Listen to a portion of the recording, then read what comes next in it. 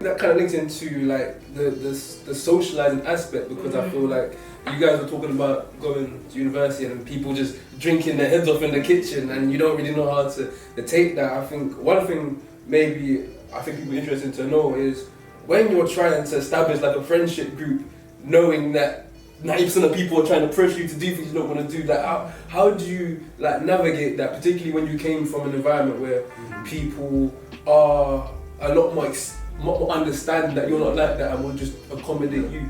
Yeah, I think for me, because for those that know me back home in North West London and stuff, like people know me because I go to gym and stuff, so people know me as a fitness gym enthusiast. So for me, like when I met new people back at uni in Swansea, like people knew from the get-go that I would have no interest in going clubbing, doing X, Y, and Z. I did go clubbing once or twice, but that was purely for the fact of trying to meet new people, because I knew that during Freshers Week and first year, everyone would be at the clubs and stuff, so I only went there to try and meet new people. But after Freshers Week I had finished, like people knew that there was no point in me inviting me to certain motives, so they knew already that I was the type of person that would like to do things, just going over to people's rooms, talking, having deep conversations about anything on everything. I don't know, going to cinema, that kind of thing, going to the beach in Swansea as well. So I think for me, like, once people got a gist of who I was, I think they was able to understand that, like, they knew that I wouldn't be up for certain things, but I would be up for other things. Okay. I think just to even add to what you were saying, socializing in uni is very confusing. I know this because you get to uni, it's very exciting. You stepped into a new environment, a new taste of freedom. Yeah, because let's not lie, leaving that household is freedom,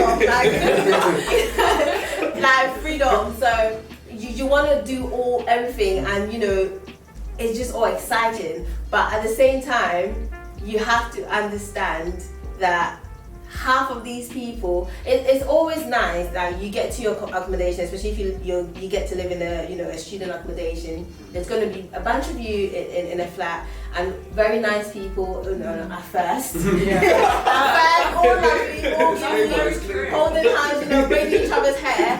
But when that, honeymoon phase, which is, the freshers period, the freshers week passes, like, you will lose a lot of people.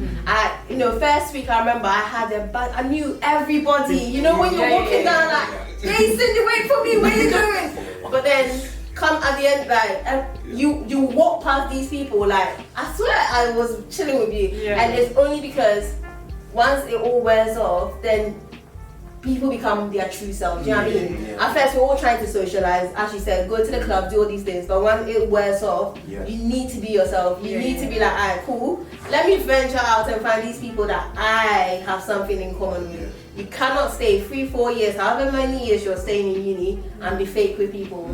Because socializing, let's not lie, is a very important part. Like, you can't survive without it. Do you know what I mean? Nah. You mentioned the sort of freedom you get when you start university, and it's kind of a strange and worrying level of freedom as well. Because for the first, so you attend freshers events and stuff like that, and you attend your opening lessons and stuff, and then you're kind of sat in your room wondering, well, what do I do now? I don't really have friends I can go to. I'm here for the first time.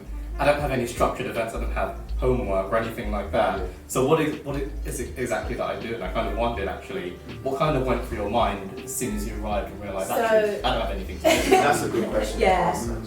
So for me, I was very, I don't know, I'm a planner. I like organisation. Okay, I live my plan. So the first thing I did was, as everybody, I posted, I have gotten into NTU and I'm coming on Twitter. So I literally was like a bee, like honey. All the bees swarmed at me. I was added into different group chats. I was added on Facebook group chat. I was at the ACS people was getting me. This group was getting me. The student union was reaching out to me, telling me, do this, do that. And I think when I stepped into uni, I made effort to just go out there and see what was out there. So, you can't be in your room. I know it's very confused, but step out. Even if you don't know anywhere, the best thing to go is just go to, I don't know, the administration office and ask them, where is the student union?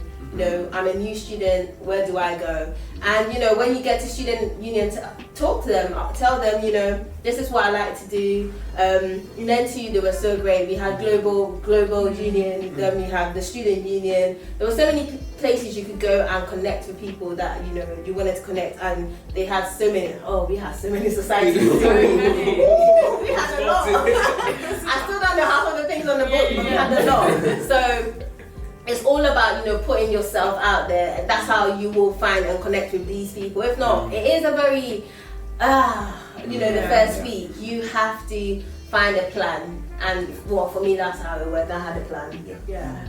Actually, touch on maybe a different part of socialising. Like, I completely understand you need to have a plan on how you approach it, and I think that worked for some people. For me, it didn't. Like, I was a very free thinker, and I just made up my own roles, and I made up my own responsibilities. As you know, I was literally shouting out in the lectures, trying to get meetings together after it was done over to 300 people.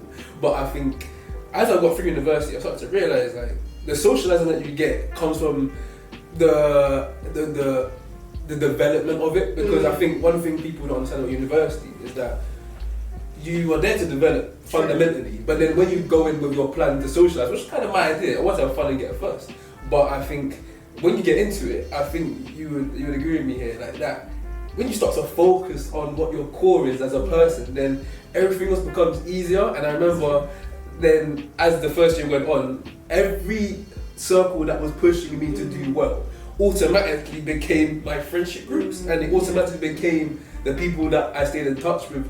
For example, like the society stuff, like all the people that was in the original committee, I still talk to them regularly now, like on a program that I was on, all the people that I talk to, I still talk to them now. So I feel like when you start to develop and start to really push forward on that progressional level, that's when all of a sudden you're having fun with these people, you're able to go to motor with people, you're able to go to the beach in Swansea with these people.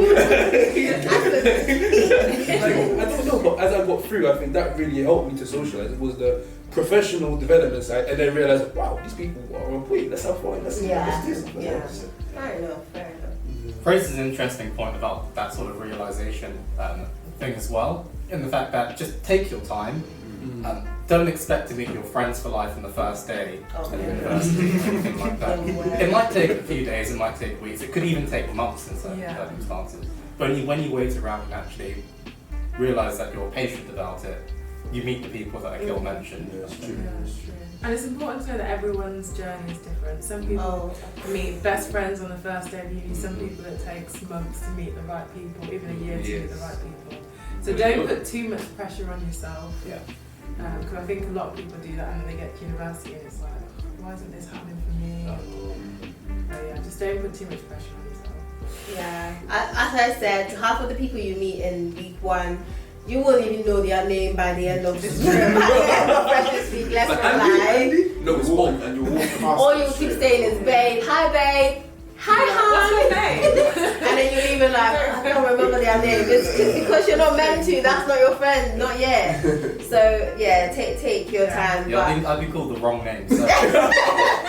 It's a 4-letter name. It's not difficult. It's not that hard. no, but Yeah, being prepared for the name butchering, that's another thing. People will butcher your name when you're from our background because, like you said, we have 4-letter names, right? Yeah. And it's not that hard to spell. Yeah. But people will take the effort to misspell your name just so you can correct them. So that means that they get some sort of learning experience at university. Yeah. So that's one thing also I learned. When you're socializing, be very patient because some people just they just consciously don't remember it. So you keep reminding them so you have some sort of friendship after that. Yeah.